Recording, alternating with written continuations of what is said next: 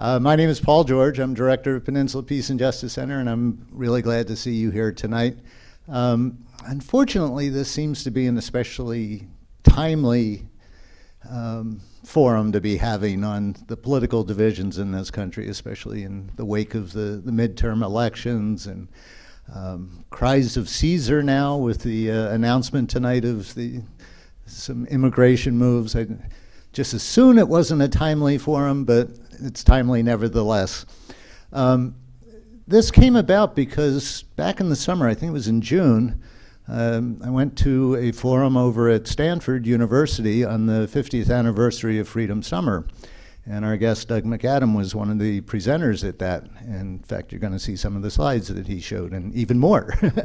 And I was really impressed. And so the Peace and Justice Center did our own forum in September on the 50th anniversary of Freedom Summer. And I asked Doug to come and be a guest on our TV show, on our monthly forum.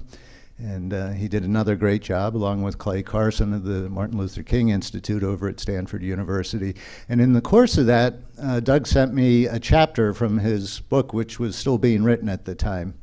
And so I wrote to him and said, when this book comes out, I want you to come and speak for us. And so the book is out, and here he is. And I'm really glad that he is here. Doug McADAM is the Ray Lyman Wilbur Professor of Sociology at Stanford University and the former director of the Center for Advanced Study in the Behavioral Sciences. He's the author or co-author of 18 books and some 85 other publications in the area of political sociology, with a special emphasis on race in the US, American politics, and the study of social movements and contentious politics. So I can't think of a better term for what we've got in this country right now than contentious politics. Among his best known works are Political Process and the Development of Black Insurgency, a new edition of which was, well, I'll skip that part, Freedom Summer, which is why I had him on the TV program. And his book, Freedom Summer, was awarded the C. Wright Mills Award, as well as being a finalist for the American Sociological Association's Best Book Prize. And the list of these kinds of awards go on and on. But to talk about Deeply Divided and what's going on in our country and how to understand it, and a little bit about what we might do about it, please join me in giving a warm welcome to Doug McADAM.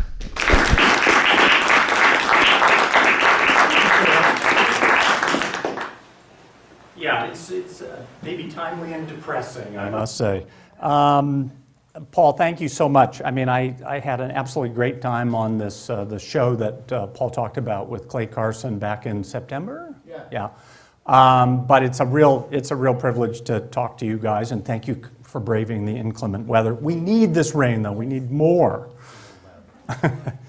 In any case, as Paul said, I just finished a book. A book came out in September of this year with a co-author, a graduate student of mine at Stanford named Karina Kloos.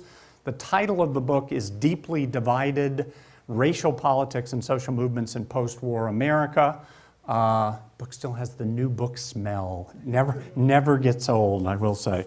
And I want to use, not surprisingly, I want to use the book as the basis for my remarks tonight, but with a shift in emphasis from the book. The central motivating question for the book is very straightforward. How did we go from the striking bipartisanship and comparative economic equality of the post-World War II period to the extraordinary, almost unprecedented economic and political divisions that we see around us in the US today?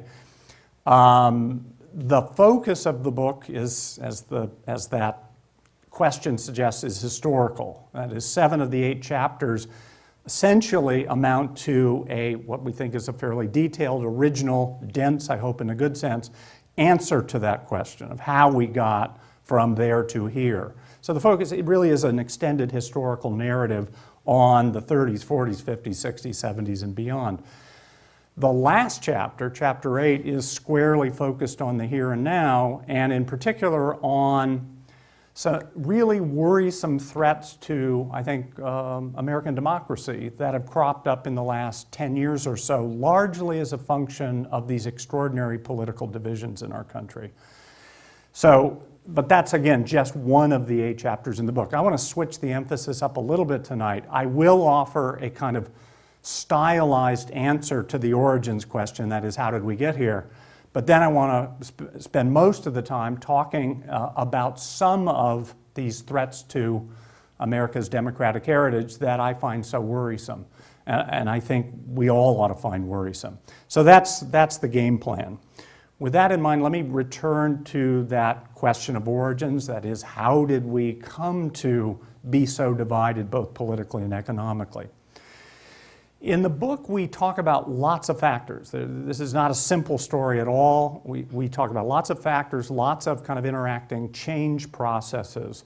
Here I want to focus only on one single factor, but it comes in for a lot of attention in the book. I think it's centrally important to how we have come to where we are. And that's what we call a really fundamental shift in what we call the racial geography of American politics. This is a shift that begins in earnest right as the 60s kick in. The trend accelerates through the decade and beyond. And really by decade's end, the country is a very different place socially and politically than it was at the beginning of the 60s. Essentially, by decade's end, the regional and racial structure of American politics has changed very dramatically, and the two main parties have been fundamentally transformed as a result of this shift in the racial geography of American politics. To appreciate just how sort of significant, or how stark significant that transformation of the parties was, it's worth reminding ourselves how different the parties were on the eve of the 60s. So let me start with the GOP on the eve of the 60s. The party's moderate centrist in ideological orientation. There's a very small conservative wing of the party, but its ideological center of gravity is very much in this kind of the moderate center of the political distribution. The party is geographically centered in the Midwest and Northeast. I'm old enough to remember when New York was a reliably Republican state. And lots of overlap, ideological overlap between the two parties in Congress. That is, there are many Republicans in Congress who are more liberal than many Democrats, their Democratic counterparts. And finally, they are much more liberal or progressive on racial issues than the Democrats.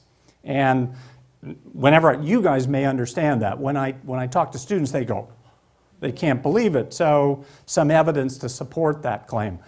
And I think pretty important evidence. This is congressional voting on the 1957 Civil Rights Act. This was a very weak bill, but symbolically very important because it was the first piece of federal civil rights legislation since Reconstruction.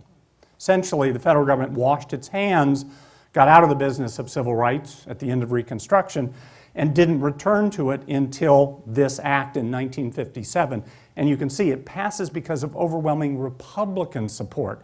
Had it been up to the Democrats, this bill would not have passed. The Democrats were furious that it did pass. Back to our characterization of the two major parties, Democrats on the eve of the 60s, also, at least in the aggregate, they were moderate or centrist in ideological orientation, but there's a lot of split at the margins of the party.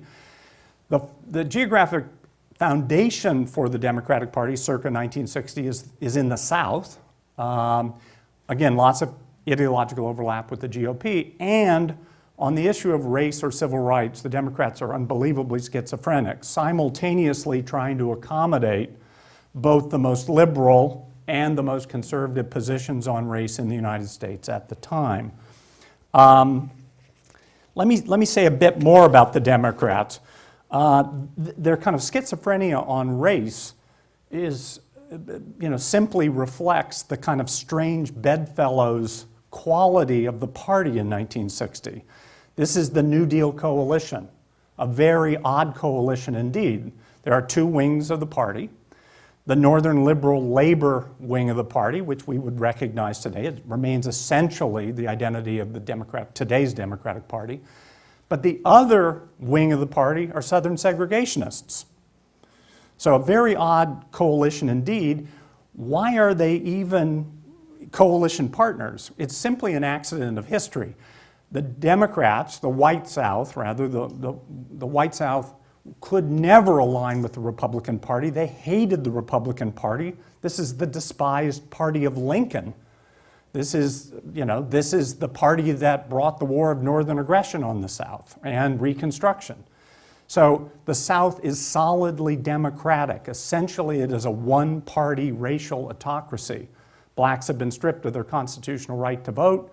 So essentially, there is one party in the South. It's Republican. There's Democratic. There's no Republican presence in the South to speak of. As odd as this coalition is, it's unbelievably stable. It is in place for almost exactly 100 years, from the beginning of the Civil War to 1960. And it has, and over that 100-year period of time, very, very stable, and it structures American politics both regionally and racially. And there's no hint in 1960 that it's about to change. Kennedy's narrow victory over Richard Nixon substantially depends on the electoral votes of the solid South. But it's all about to change. It's going to change very, very quickly, with very important and very significant upstream consequences for American politics, consequences that we're still dealing with today. And that's a lot of the story in the book. The shift is going to come about because of two parallel struggles that literally burst on the scene in 1960, literally 1960. That's the civil rights movement on the one hand, and the white backlash, or the white resistance movement to the civil rights struggle. We don't typically think of that as a movement, but it was a movement, and it played out through the 60s and has real consequences along with the civil rights movement. Let me begin with the civil rights movement. This is time series data on, as it says, civil rights movement actions from 1948 to 1976. I coded these data in graduate school with my bare hands, late into the night, going blind. I read every issue of the New York Times cover to cover from 1948 to 1976, looking for stories that reported accounts of civil rights actions. And that's how they are distributed over this 28-year period. I didn't put the figure up to tell that heart-rending story. I put it up to give you a sense of just the extraordinary power, mobilizing power of the civil rights movement during its heyday, and in a sense to dispel a myth about the civil rights movement. The canonical account of the civil rights movement starts in Montgomery in 55, 56, with the bus boycott that sort of thrusts Martin Luther King into the limelight and so forth.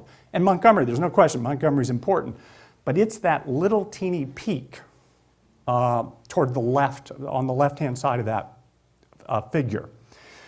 The myth here is that after Montgomery, the movement is an unstoppable force reshaping life in America. The movement is dead in its tracks in the late 60s. There's an extraordinary, late 50s, thank you. There's an extraordinary mobilization of kind of white resistance in the South. Flood of anti-civil rights legislation, renewed white supremacist activity, the Klan becomes active again, white citizens' councils are formed all over Mississippi. The movement is stopped dead in its tracks. So you see after Montgomery for the next 2-3 years, there's nothing. The movement is moribund on the eve of the 60s. What revitalizes the movement are the lunch counter sit-ins in 1960. That's what really kickstarts the movement into high gear. That's that second more substantial peak. And from there, we really are talking about an unstoppable force, an extraordinary period of sustained mobilization that puts enormous pressure on the American state to put its racial house in order. Very few movements in American history have ever been able to sustain this level of mobilizing power for this many years, for this kind of extended period of time, more or less the 60s. And again, enormous pressure on the American state. But it's worth remembering that the American state, the stewards of the American state in this period, are two successive Democratic administrations, Kennedy and Johnson. And the pressure that the movement brings to bear on those Democratic administrations essentially puts the two wings of the Democratic Party on a collision course, right? The segregationist South and the Northern liberal labor wing of the party, which is very pro-civil rights. The Democrats begin moving off center as under the pressure of the civil rights movement. First, I would argue very grudgingly and reluctantly under Kennedy, then much more aggressively, much more creatively, much more courageously under Johnson, who really moved the party substantially left, first on issues of race, civil rights, but many other issues as well.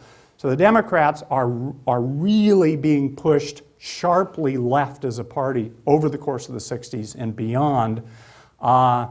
And again, we're celebrating, this is the 50th anniversary of the passage of the Civil Rights Act of 64. Next year it'll be the Voting Rights Act of 65.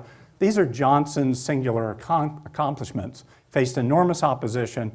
He understood what he was doing, and he found a way to orchestrate passage of these critically important pieces of legislation. For all his courage that we celebrate came at real cost to the Democratic Party, and he, I think, understood that was going to happen. There's the electoral map for 1964. Sea of blue. Johnson wins in an enormous landslide, but the only resistance to the landslide comes from the deep South, which for the first time in history, the white South holds its collective nose, gets over its hatred of the Republican Party, and votes Republican. The importance of this shift is lost that year, at least on most Americans, because of the enormity of Johnson's win. But political strategists and analysts in both parties are kind of in shock over this, because this is a world turned upside down. Don't believe me? Check out the sort of a reverse image of this electoral map from Eisenhower's second-term win just 8 years earlier, 1956. So, sea of red because of Eisenhower's popularity. The only resistance is, of course, the traditional solid Democratic South, which will not ever vote Republican, except for 8 years later, when the map totally flips. It's kind of fun to do that back and forth, isn't it? So this is enormously important. But as I said, so again, the point here is the Democrats, with 64 being a real watershed year, being pushed left as a party. Essentially, the New Deal coalition has collapsed. The New Deal coalition that allowed the Democrats to dominate federal policymaking for almost 4 decades, 30s, 40s, 50s, 60s. But again, so the Democrats are being pushed left. But I said this is a story of two movements, not just one. The other movement is the white resistance movement, or opposition, nationwide opposition to the civil rights struggle. As the Democrats are moving left under the pressure of the civil rights movement, the Republicans, which were the progressive party on civil rights, are moving just as sharply to the right under the pressure, or actually I would say to take advantage of the opportunities that are being opened up, the electoral opportunities that are being opened up by the loss of the solid Democratic South. So the Republicans are moving just as sharply to the right. Lots of evidence of that. I didn't want to bore you with it, but they're moving right at the same time as the Democrats are moving left. Many people say, yeah, that's right. Nixon in '68 ran on his Southern strategy and won and took lots of the electoral votes of the South. That's when it happened. No, it was happening much earlier than that. And it was not just a function of Republicans, or Nixon in this case, courting the votes of Southern whites. It was the Republicans courting the votes of white racial conservatives all over the country. No figure kind of symbolized, helped to catalyze and channel this emerging opposition to the civil rights movement more than Alabama's governor, George Wallace. We had an audio clip, but we're not geared for audio. This is his inaugural address in January of 1963, and he vows segregation now, segregation tomorrow, and segregation forever, and gets this thunderous rebel yell applause. In this same inaugural address, he also vows to stand in the schoolhouse door to block school desegregation in Alabama. 3 months later, he's given an opportunity to do just that. This is, by the way, prearranged, negotiated with the Kennedys, Jack in the White House and Bobby as his Attorney General. Wallace says, yeah, of course I'll let them desegregate, but you got to give me this moment. I promised my constituents that you'd give me this, I'd do this. So this is all empty, kind of empty political theater, but it has huge significance. The man on the right is Nicholas Katzenbach, who's the Assistant U.S. Attorney General. He's accompanying the first 2 black students to be admitted to the University of Alabama, but George, true to his campaign promise, stands in the schoolhouse door and blocks their admission. This is front page news. I'm suggesting that many of you remember this picture. I certainly do, probably I was in junior high or something. This is front page news all over the US and literally all over the world. And again, empty political theater. 2 hours later, Wallace is gone, the media is gone, the 2 students are quietly enrolled, segregation or desegregation comes to the University of Alabama. But this act of defiance makes Wallace a hero, first in the white South, but we're going to find very quickly that there's resonance all over the country. So this again is, I forget exactly when, March, April of 1963. 8 months later, 7 months later, Kennedy has been assassinated, Johnson is president. And, I want to say one other thing about this. I said I remember this picture. I grew up in Los Angeles.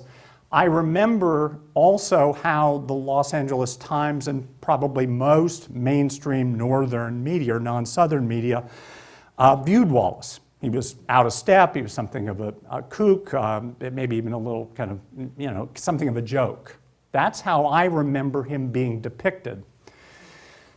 7 months later, with Johnson in the White House, and immensely popular. Johnson's immensely popular at this time. Not necessarily because everybody thought he was warm and fuzzy, needless to say, but because he had cloaked himself in the mantle of our martyred president and said, if elected, his job was to see that his martyred predecessor's agenda or vision for America was realized. So he was immensely popular.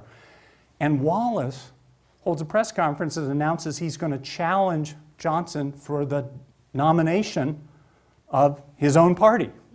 That he's going to challenge the sitting president of his own party for the presidential nomination. And I remember this also being, this is a joke. Oh my God, this guy's really off his nut. The laughter stops pretty quickly.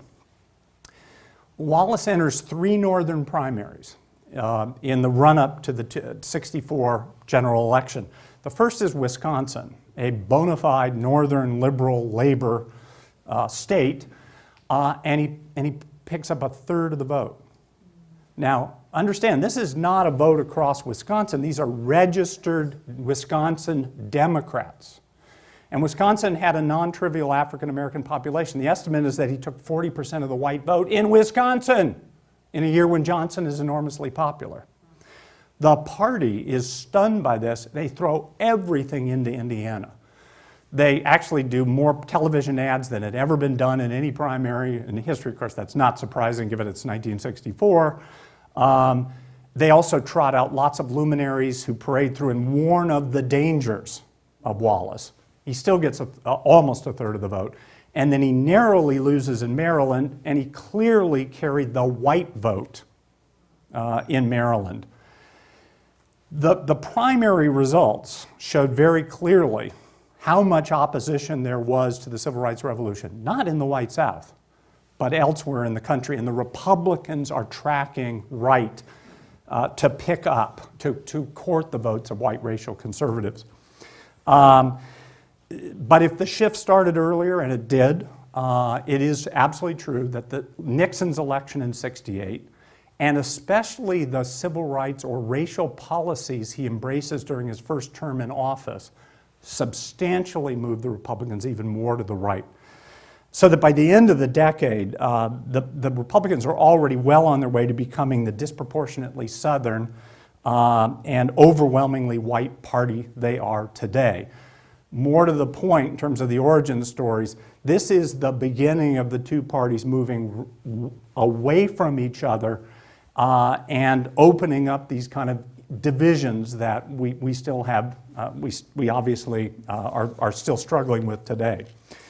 So that's an overbrief account of how we got here. And in point of fact, again, there's 7 dense chapters in the book that take us well beyond the 60s, 70s, 80s, 90s, et cetera. But at least that starts the story, gives you a sense of what I think is the crucial takeoff point with the parties moving in opposite directions. Let me close my remarks, though, by talking about or illustrating some of these very worrisome, in my view, threats to democratic ideals and practices in the United States. I think these are real and serious. We're very focused, rightly so, on the kind of increasing economic gap and increasing party polarization. There's a third trend that should worry us at least as much, and that has to do with these threats to democracy. In fact, last July, former President Jimmy Carter, in a speech in Atlanta, stunned his audience by saying, quote, "America no longer has a functioning democracy." I heard this quote soon after, and I was very surprised it didn't get much national attention. I actually even heard a news analyst, not connected with Fox, say, "Oh, that's Jimmy Carter, he can be a little crazy." When a former president says you are no longer a functioning democracy, you best pay attention. Jimmy Carter may be lots of things, but this is a worrisome remark from a very credible source. That's all I'll say. Again, the book in Chapter 8, we talk about lots of these threats, lots of specific features of contemporary American politics that should worry us. I'm going to illustrate just 3. One has to do with legislative dysfunction at the federal level, and the other has to do with threats to the fundamental principle of political equality, and I'll come back and talk about that. But let me start with legislative dysfunction. I'll start by asking you guys a question. This is not really a fair question. I wouldn't have come close to getting this right, but I'll ask it anyway. So Congress meets in 2-year sessions. How many enactments do you think Congress routinely enacts in any given 2-year period? Now, again, the trick is the enactment. People go, is that a consequential piece of legislation, an original bill? No, most enactments are very trivial. So next week, Congress could decide that the following Tuesday will be National Hammock Day or something. Oh yes, that's very good, let's do that. So lots of enactments are very trivial, but hazard a guess. 200. 200. 500. 500. 800. Do I hear? Turns into an auction. 18. Huh? 18. It's considerably more than 18. 800 is edging up. Well, here's the deal. So let me show you the data on this. Oops, that's filibusters. That's another dysfunction I won't go into. So this is the number of bills passed. It actually should say enactments passed by each Congress 1947 to 2012. In the post-war period, when the two parties occupied the center of the ideological distribution, they were averaging 1,600 enactments per session. As the parties have moved apart and we've essentially erased the political middle, there's no basis for compromise. There's no basis for legislative deal-making. The last full session of Congress, which is the 112th, passed a record low 283 enactments. By the way, in 48-49, we topped 2,000. Congress was a legislative engine in this period. Lots of consequential legislation. Carter may be guilty, I think he is guilty of a little bit of exaggeration with his blanket statement. I am absolutely here to tell you, we do not have a functioning legislative branch at the federal level. We haven't for some time. And last time I looked, there's some problems out there we might want to grapple with. Global warming, etc., growing economic gap, etc. This is a real problem. This is a very serious threat to democracy when, I would argue, the central engine of government is essentially gridlocked to the point where you cannot pass consequential legislation. People may have different opinions about President Obama and how he's managed his time in office. No one has faced the level of obstruction and gridlock that he has. Let me turn to a second category of threats to democracy, which we talk about a lot in Chapter 8 of the book. These are threats to the fundamental principle of political equality. No principle is more central to a democratic theory of governance than political equality. It says, our material circumstances may be highly varied, but that shouldn't matter, nor should race, nor should gender, nor should social class, nor should region, religion, etc. Everybody's opinion or voice should count as much as the next guy's. And yes, obviously, we've never fully realized that principle in American history. We haven't. But I grew up believing we were constantly striving to better realize that principle, that we all accepted it as important, even though we knew we were falling short. We have been moving in the other direction, and this is by design. That is, there are groups and individuals in society who want to promote political inequality. And we talk about lots of specific features. These are not controversial. These are very clear instances of groups seeking to promote political inequality, to magnify the voice of some and mute the voice of others. So one of these has to do with the epidemic of new restrictive voting laws. This is just in the run-up to the 2012 general election. This is data that comes from the Brennan Center for the Study of American Politics at New York University, which, as near as I can tell, is the group most systematically tracking this particular disturbing trend. They record 180 restrictive bills introduced in 41 states just in that 2-year period. Actually, it's less than 2 years.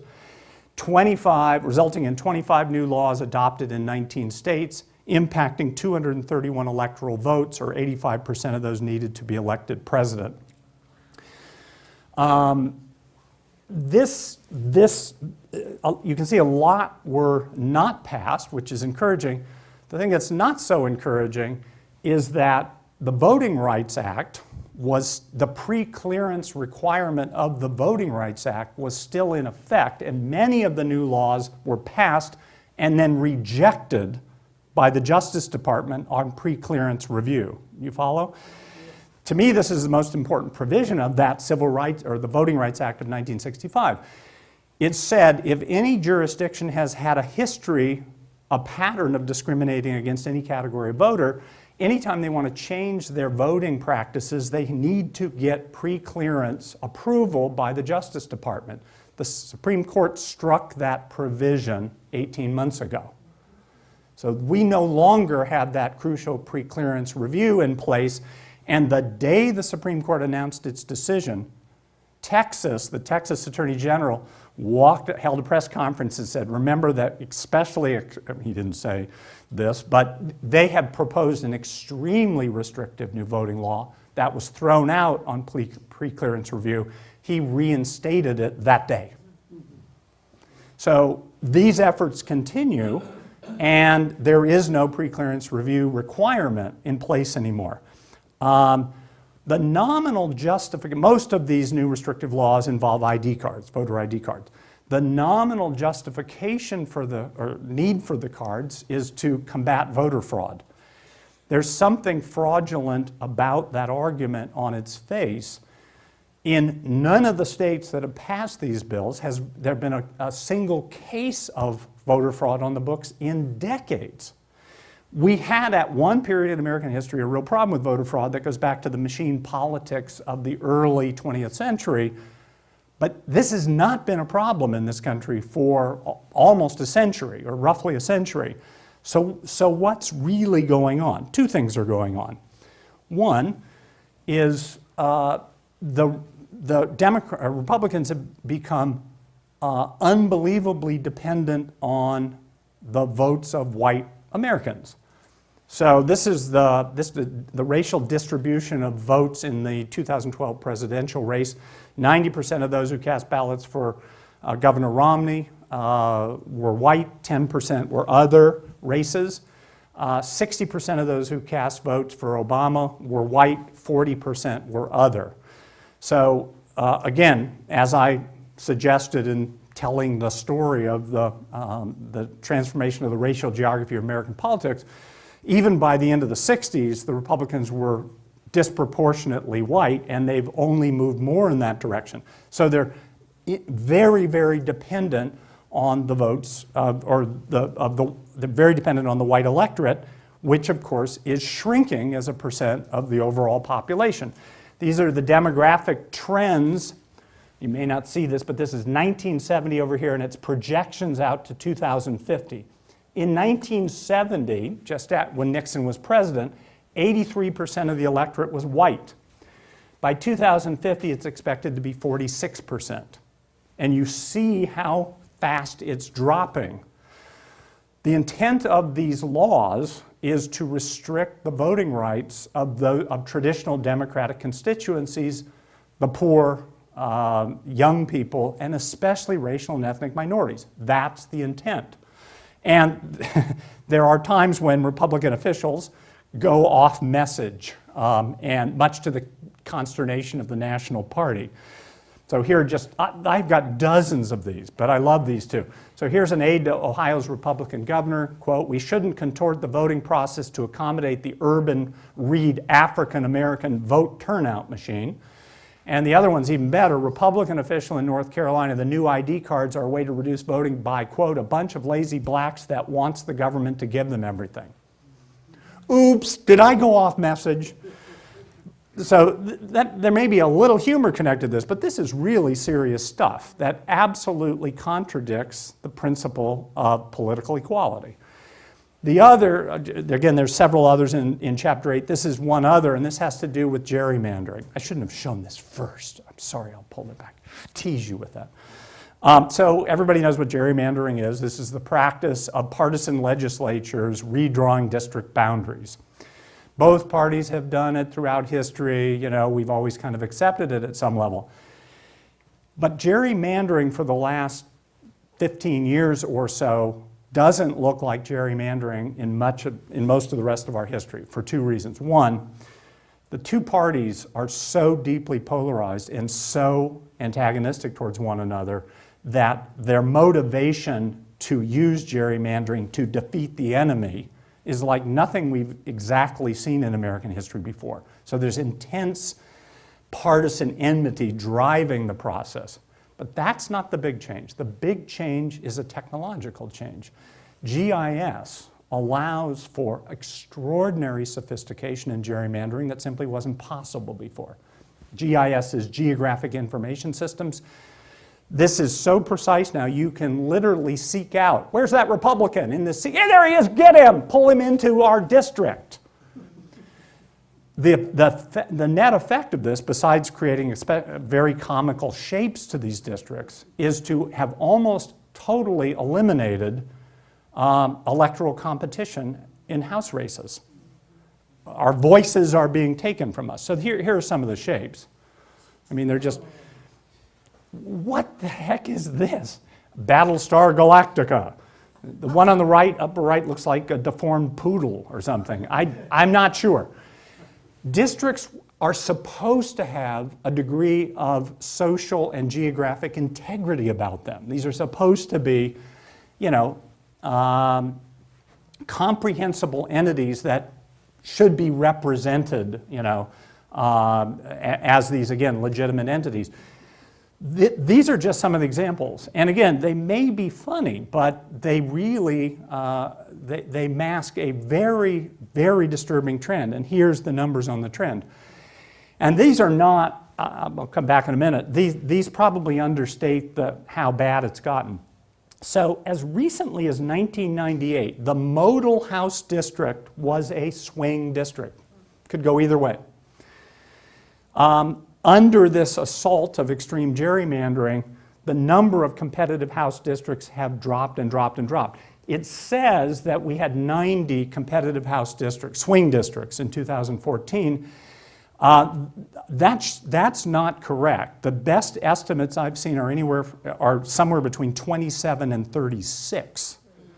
There are 435 House districts. So a fraction of House races are now truly competitive. That means that for most of us, our voices, our political voices, our votes mean absolutely nothing in House races that affect our lives. And again, I'm not exclusively blaming the Republicans, the Democrats, when they've had the opportunity to have engaged in the same practices. But you can see that the vast majority of House districts are effectively the property of one party or the other. So we don't have any voice, and this is by design. People are seeking to capture districts, to create safe districts. That's part of the reason we used to say, well, if they get elected, we always have the power to vote them out. Not if they come from safe districts. So the Tea Party caucus in the House come from the safest of safe Republican districts. There is no electoral consequence in most of those cases. So this is, again, very serious. There are many other examples. I will stop there. All I want to say is that these are very serious, worrisome trends. Just because we were born a democracy does not guarantee that we will just remain one inevitably. These are tough times. I'm dispirited. I watch the midterms, and the thing you kind of want to do is go, oh my God, it's so ugly, it's so partisan, I just want to turn it off. I just won't engage with politics. We can't afford that. And on a lot of these issues, I don't even necessarily see them as partisan. That is, I would think most Americans of various ideological persuasions would agree the principle of political equality is important. In any case, this is a time when I think we all have to do what we can to make whatever changes are necessary to try to restore the health and well-being of American democracy. But these are challenging times indeed, and this is some of the evidence of just how severe those challenges are. I thank you. And let's bring Paul back up.